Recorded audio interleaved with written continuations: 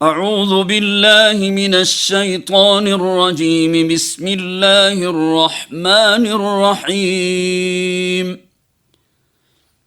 كذبت قبلهم قوم نوح فكذبوا عبدنا وقالوا مجنون وازدجر فدعا ربه أني مغلوب فانتصر ففتحنا أبواب السماء بماء منهمر وفجرنا الأرض عيونا فالتقى الماء على أمر قد قدر وحملناه على ذات ألواح ودسر تجري بأعيننا جزاء لمن كان كفر وَلَقَدْ تَرَكْنَاهَا آيَةً فَهَلْ مِن مُدَّكِرٍ فَكَيْفَ كَانَ عَذَابِي وَنُذُرِ صدق اللہ العظیم۔ اب آپ عربی الفاظ کے معنی سماعت فرمائیے۔ کذبت فعل ماضی معروف صیغہ واحد مؤنث غائب، اس کا معنی ہے اس نے جھٹلایا۔ وزدجر اس کا معنی ہے بری طرح جھڑکا گیا۔ فنتصر اس کا معنی ہے تو انتقام لے۔ بماء منہمر اس کا معنی ہے موسلا دھار بارش۔ ودسر اس کا معنی ہے کیلوں والی۔ مدکر اس کا معنی ہے نصیحت قبول کرنے والے۔ اب آپ ترجمہ اور تشریح سماعت فرمائیے۔ ان سے پہلے نوح علیہ السلام کی قوم جھٹلا چکی ہے۔ انہوں نے ہمارے بندے کو جھوٹا قرار دیا اور کہا کہ یہ دیوانہ ہے، اور وہ بری طرح جھڑکا گیا۔ آخرکار اس نے اپنے رب کو پکارا کہ میں مغلوب ہو چکا ہوں، اب تو ان سے انتقام لے لے۔ تب ہم نے موسلا دھار بارش سے آسمان کے دروازے کھول دیے اور زمین کو پھاڑ کر چشموں میں تبدیل کر دیا، اور یہ سارا پانی اس کام کو پورا کرنے کے لیے مل گیا جو مقدر ہو چکا تھا۔ اور نوح علیہ السلام کو ہم نے ایک تختوں اور قلعوں والی کشتی پر سوار کر دیا جو ہماری نگرانی میں چل رہی تھی۔ یہ تھا بدلہ اس شخص کی خاطر جس کی ناقدری کی گئی تھی۔ اس کشتی کو ہم نے ایک نشانی بنا کر چھوڑ دیا۔ پھر کوئی ہے نصیحت قبول کرنے والا؟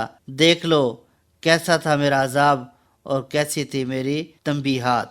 ان آیات مبارکہ میں اللہ جل شانہ ارشاد فرما رہے ہیں کہ اے نبی صلی اللہ علیہ وسلم، آپ کی اس امت سے پہلے نوح علیہ السلام کی قوم اس خبر کو جھٹلا چکی ہے کہ آخرت برپا ہونی ہے جس میں انسان کو اپنے اعمال کا حساب دینا ہوگا۔ اس نبی کی نبوت کو جھٹلا چکی ہے جو اپنی قوم کو اس حقیقت سے آگاہ کر رہا تھا، اور نبی کی اس تعلیم کو جھٹلا چکی ہے جو یہ بتاتی تھی کہ آخرت کی باز پرس میں کامیاب ہونے کے لیے لوگوں کو کیا عقیدہ اور کیا عمل اختیار کرنا چاہیے اور کس چیز سے بچنا چاہیے۔ ان لوگوں نے محض نبی کی تکذیب پر ہی اکتفا نہ کیا بلکہ الٹا اسے دیوانہ قرار دیا اور اس کو دھمکیاں دیں، اور یہ کہتے رہے کہ اے نوح، اگر تم باز نہ آئے تو ہم تجھے پتھروں سے مار ڈالیں گے۔ بنیادی طور پر سابقہ قوموں کے واقعات کا تذکرہ فرما کر نبی کریم صلی اللہ علیہ وسلم کو مانوس کرنا اور تسلی دینا مقصود تھا کہ سابقہ انبیاء کرام علیہ السلام کو بھی ان کی قوموں نے جھٹلایا تو اللہ جل شانہ نے انہیں کسی طرح عذاب میں مبتلا کر دیا۔ اس تاریخی بیان کی ابتدا حضرت نوح علیہ السلام اور ان کی قوم سے کی گئی ہے، کیونکہ قرآن مجید کی روح سے صالح نظام زندگی پر حضرت آدم علیہ السلام اپنی اولاد کو چھوڑ گئے تھے۔ ان میں سب سے پہلا بگاڑ حضرت نوح علیہ السلام کے دور میں رونما ہوا، اور اس کی اصلاح کے لیے اللہ تعالیٰ نے حضرت نوح علیہ السلام کو مامور فرمایا۔ پھر اللہ جل شانہ ارشاد فرما رہے ہیں کہ پھر ہمارے بندے اور رسول حضرت نوح علیہ السلام نے ہمیں پکارا کہ پروردگار، میں ان کے مقابلے میں ناتواں اور ضعیف ہوں، میں کسی طرح نہ اپنی ہستی کو سنبھال سکتا ہوں نہ تیرے دین کی حفاظت کر سکتا ہوں، تو ہی میری مدد فرما اور مجھے غلبہ دے۔ نوح علیہ السلام کی یہ دعا قبول ہوتی ہے اور ان کی کافر قوم پر مشہور طوفان نوح بھیجا جاتا ہے۔ اللہ جل شانہ فرماتے ہیں کہ ہم نے موسلا دھار بارش کے دروازے آسمان سے کھول دیے اور زمین اس طرح پھوٹ پڑی کہ گویا وہ زمین نہ تھی، بس چشمے ہی چشمے تھے، یہاں تک کہ جو جگہ پانی کی نہ تھی وہاں سے بھی زمین نے پانی اگل دیا، پھر ہر طرف پانی بھر جاتا ہے، نہ آسمان سے برسنا موقوف ہوتا ہے، نہ زمین سے ابلنا تھمتا ہے، ہمیشہ پانی ابر سے برستا ہے۔ لیکن اس وقت آسمان سے پانی کے دروازے کھول دیے گئے اور عذاب خدا پانی کی شکل میں برس رہا تھا، نہ اس سے پہلے کبھی اتنا پانی برسا نہ اس کے بعد ایسا برسا، ادھر سے آسمان کی رنگت، ادھر سے زمین کو یہ حکم کہ پانی اگل دے۔ حضرت علی رضی اللہ تعالیٰ عنہ فرماتے ہیں کہ آسمان کے دہانے کھول دیے گئے اور ان میں سے براہ راست پانی برسا، پھر اللہ جل شانہ نے فرمایا کہ ہم نے اپنے بندے کو اس طوفان سے بچا لیا، انہیں کشتی پر سوار کر لیا جو تختوں میں کیلیں لگا کر بنائی گئی تھی، اور آیت مبارکہ میں کلمہ دسر کے معنی کشتی کے دائیں بائیں کا حصہ اور ابتدائی حصہ جس پر موج تھپیڑے مارتی ہے وہ ہمارے حکم سے ہماری آنکھوں کے سامنے ہماری حفاظت میں صحیح سالم چل رہی تھی۔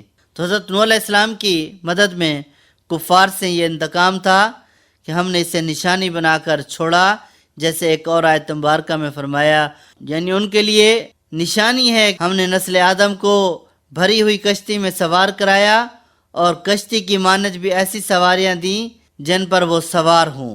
پھر فرمایا کہ ہم نے اس عقوبت کو ایک نشان عبرت بنا کر چھوڑ دیا، یعنی کہ اس کشتی کو نشان عبرت بنا دیا گیا۔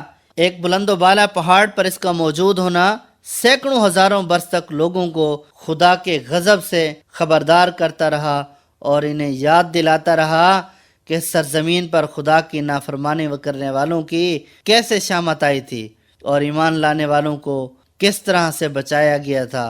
امام بخاری رحمہ اللہ کی یہ روایات نقل کی ہیں کہ مسلمانوں کی فتح عراق اور الجزیرہ کے زمانے میں یہ کشتی جودی پہاڑ پر موجود تھی اور ابتدائی دور کے اہل اسلام نے اس کو دیکھا تھا۔ یہاں اور دوسرے مقامات پر حضرت نوح علیہ السلام اور ان کی قوم کا حال جو قرآن مجید میں بیان کیا گیا ہے، اس سے یہ بات صاف ظاہر ہوتی ہے کہ یہ قوم نہ تو اللہ کے وجود کی منکر تھی، نہ اس سے واقف تھی، نہ اسے اللہ کی عبادت سے انکار تھا، بلکہ اصل گمراہی جس میں وہ مبتلا تھی شرک کی گمراہی تھی، یعنی اس نے اللہ کے ساتھ دوسری ہستیوں کو خدائی میں شریک اور عبادت کے استحقاق میں حصہ قرار دیا تھا۔ حضرت نوح علیہ السلام نے اس حالت کو بدلنے کے لیے ایک زمانہ انتہائی صبر حکمت کے ساتھ کوشش کی، مگر اصلاح کی کوئی تدبیر کارگر ثابت نہ ہوئی۔ پھر اللہ جل شانہ ارشاد فرماتے ہیں کہ میرا عذاب میرے ساتھ کفر کرنے اور میرے رسولوں کو جھوٹا کہنے اور میری نصیحت سے عبرت نہ حاصل کرنے والوں پر کیسا ہوا۔ میں نے کس طرح اپنے رسولوں کے دشمنوں سے بدلہ لیا اور کس طرح ان دشمنان نے دین حق کو تہس نہس کر دیا۔ تو گویا یہ عقل مندوں اور عبرت حاصل کرنے والوں کے لیے نشانیاں ہیں۔ اللہ جل شانہ سے دعا ہے کہ وہ ہمیں قرآن کو سمجھنے اور اس پر عمل کرنے کی توفیق عطا فرمائے، آمین یا رب العالمین۔ وما علینا الا البلاغ المبین۔